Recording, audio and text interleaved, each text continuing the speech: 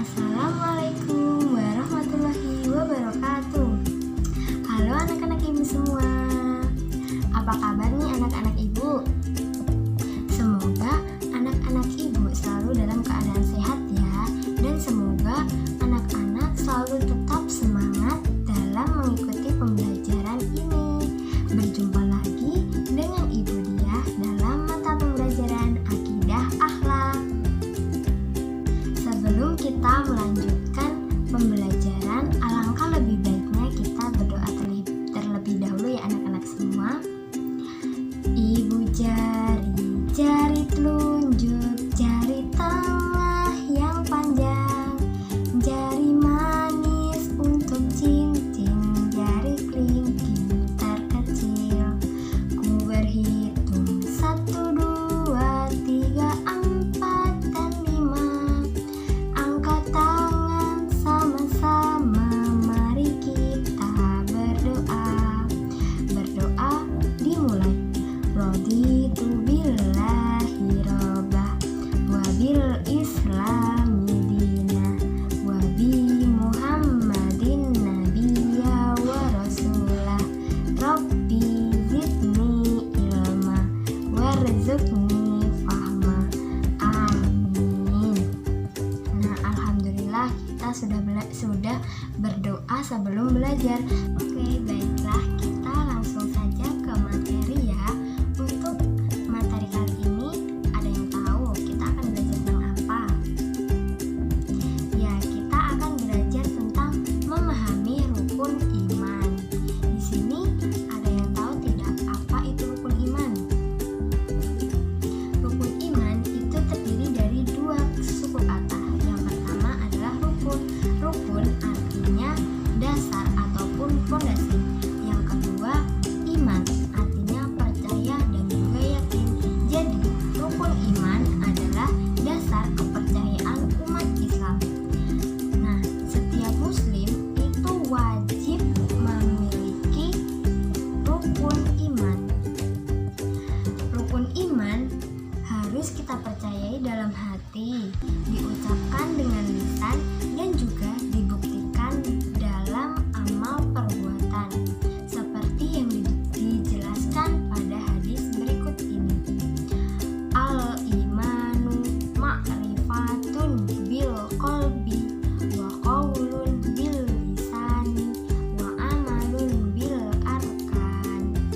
Artinya, iman adalah mengetahui dengan hati, mengucapkan dengan lisan, dan diamalkan dengan anggota tubuh.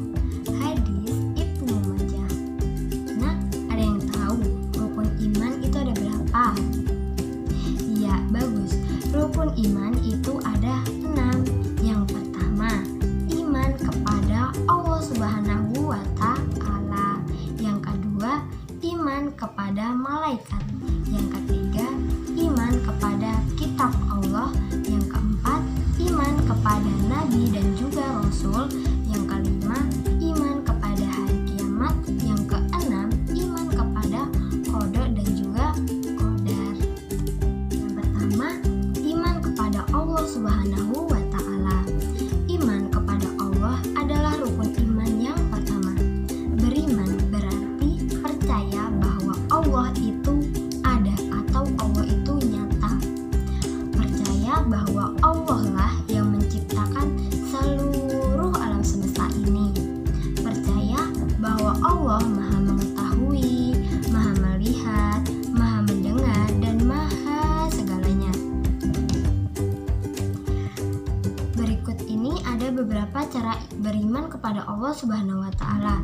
Yang pertama, meyakini bahwa Allah Subhanahu wa Ta'ala yang menciptakan, menguasai, mengatur alam semesta ini. Yang kedua, mengimani nama dan sifat Allah Subhanahu wa Ta'ala. Nama dan juga sifat Allah Subhanahu wa Ta'ala itu ada di mana sih? Ya, di Asmaul Husna. Ada 99 nama Allah yang baik. Nah, kita harus mengimani itu semua ya. Syukur-syukur anak semua bisa menghafalkannya. Yang ketiga, menjalankan perintahnya dan juga menjauhi larangannya.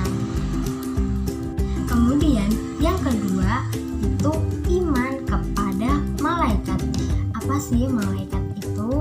Malaikat merupakan makhluk Allah yang paling taat. Kita wajib mengimani nama-nama malaikat dan juga tugasnya. Kemudian yang ketiga itu iman kepada kitab Allah Subhanahu wa Ta'ala. Allah menurunkan kitab-kitab kepada nabi dan juga rasul sebagai petunjuk bagi umat manusia di dunia. Kitab yang diturunkan Allah itu ada berapa? Ya betul, ada 4. Yang pertama itu Taurat, diturunkan kepada Nabi Musa alaihi wassalam. Yang kedua itu ada kitab Zabur yang diturunkan kepada Nabi Daud alaihi wassalam. Yang ketiga itu ada kitab Injil yang diturunkan kepada Nabi Isa alaihi wassalam. Yang keempat itu ada Al-Quran yang diturunkan kepada Nabi Muhammad Sallallahu Alaihi Wasallam. Gimana sih cara kita beriman kepada kitab Allah Subhanahu Wa Taala? Nah, caranya itu yang pertama meyakini adanya 4 kitab-kitab tadi. Yang kedua meyakini bahwa hanya Al-Quran yang harus dijadikan pedoman hidup. Yang ketiga memahami dan juga mengamalkan isi dari Al-Quran. Dan yang nomor 4 itu iman kepada Rasul Allah. Beriman kepada Rasul Allah berarti harus meyakini dan percaya akan beberapa hal berikut ini. Yang pertama, Nabi dan Rasul itu adalah utusan Allah. Yang kedua, Rasul membimbing manusia ke jalan yang benar. Yang ketiga, ajaran yang paling benar adalah ajaran dalam Islam. Yang keempat, Islam adalah ajaran yang dibawa oleh Nabi Muhammad Sallallahu Alaihi Wasallam. Yang kelima, Nabi Muhammad adalah Rasul terakhir. Yang keenam, tidak ada Rasul setelah Nabi Muhammad SAW. Ingat ya anak-anak, Nabi terakhir itu Nabi Muhammad SAW. Jadi tidak ada Nabi dan Rasul lagi setelah Nabi Muhammad SAW. Yang terakhir, jumlah Nabi dan Rasul itu ada 25 orang. Nabi dan Rasul itu dalam Al-Quran dicatat banyak sekali, ada beribu-ribu Nabi. Namun yang wajib kita imani yaitu ada 25 Nabi. Rukun iman yang kelima itu adalah iman kepada hari akhir ataupun hari kiamat. Nah, kita harus meyakini bahwa hari kiamat itu pasti ada dan hari kiamat itu pasti akan terjadi. Namun, kapan ya hari kiamat itu terjadi? Manusia tidak ada yang tahu kapan hari kiamat itu akan terjadi. Yang tahu hanyalah Allah Subhanahu wa Ta'ala, karena Allah lah yang menciptakan alam semesta ini. Nah, hari kiamat adalah hari berakhirnya kehidupan di seluruh muka bumi ini. Semua makhluk hidup mati, semua tumbuhan mati, dan semuanya mati, dan hanya Allah lah yang masih hidup. Nah, kita juga harus meyakini bahwa semua amal perbuatan kita yang kita lakukan di dunia selama ini akan dipertanggungjawabkan di akhirat nanti atau di hari kiamat nanti. Nah, untuk anak-anak semua, kita harus berlomba-lomba untuk mengumpulkan amal baik di dunia ini agar kita bisa selamat nantinya, biar kita bisa masuk surga. Jika kita mengumpulkan amal buruk, nanti kita akan masuk neraka. Jadi anak-anak semua harus tetap semangat ya, tetap semangat beribadah, tetap semangat menolong, dan tetap semangat melaksanakan atau mengumpulkan amal-amal baik di dunia ini. Nah, untuk yang